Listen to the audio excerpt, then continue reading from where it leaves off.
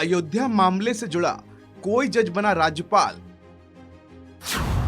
किसी जज को सांसद बन भेजा गया राज्यसभा।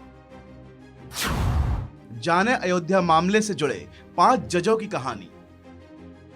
देश के सबसे बड़े अयोध्या विवादित ढांचे को लेकर फैसला 9 नवंबर 2019 को सुनाया गया था।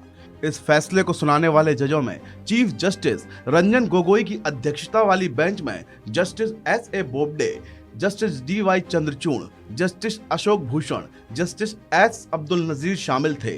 लेकिन आज की तारीख में ये जज कहाँ हैं, क्या कर रहे हैं, क्या किसी को पता है? अगर नहीं तो चलिए हम आपको एक एक करके सभी जजों के प्रमोशन की कहानी बताते हैं।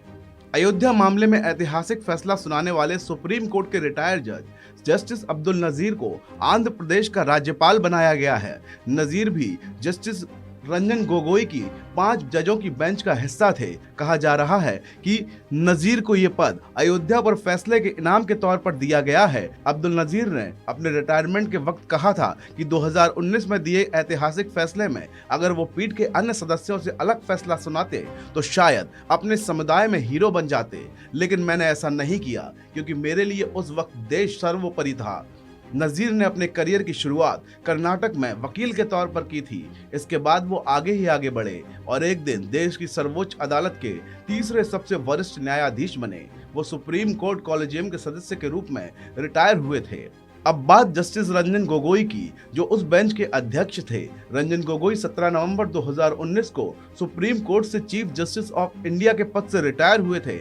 उन्हें रिटायरमेंट के 4 महीने बाद राष्ट्रपति ने राज्यसभा सांसद के तौर पर मनोनीत किया था। गोगोई राज्यसभा पहुंचने वाले तीसरे जज थे, हालांकि राष्ट्रपति द्वारा मनोनीत पहले जज थे। इनसे पहले देश के 21वें चीफ जस्टिस रंगनाथ मिश्रा को कांग्रेस ने राज्यसभा भेजा था। जस्टिस अरविंद बोबडे 23 अप्रैल 2021 को CJI पद पर रिटायर हुए थे। वो रंजन गोगोई की जगह CJI बने थे। जस्टिस बोबडे 8 साल में सुप्रीम कोर्ट में जज रहे। रिटायरमेंट के बाद जस्टिस बोबडे ने कोई बड़ा पद नहीं लिया, लेकिन वो Maharashtra national law university Nagpur के चांसलर रहे हैं। अयोध्या मामले में फैसला सुनाने वालों की लिस्ट में जस्टिस D.Y. चंद्रचूड़ भी शामिल हैं। चंद्रचूड़ भारत के मौजूदा CJI हैं। उन्होंने नवंबर 2022 में भारत के 50वें चीफ जस्टिस के तौर पर शपथ ली थी। D.Y. Chandrachud justice Y.V. Chandrachud के बेटे हैं, जो कि भारत के सबसे लंबे समय तक चीफ जस्टिस रहे थे। जस्टिस अशोक भूषण का रिटायरमेंट जुलाई 2021 में हुआ था।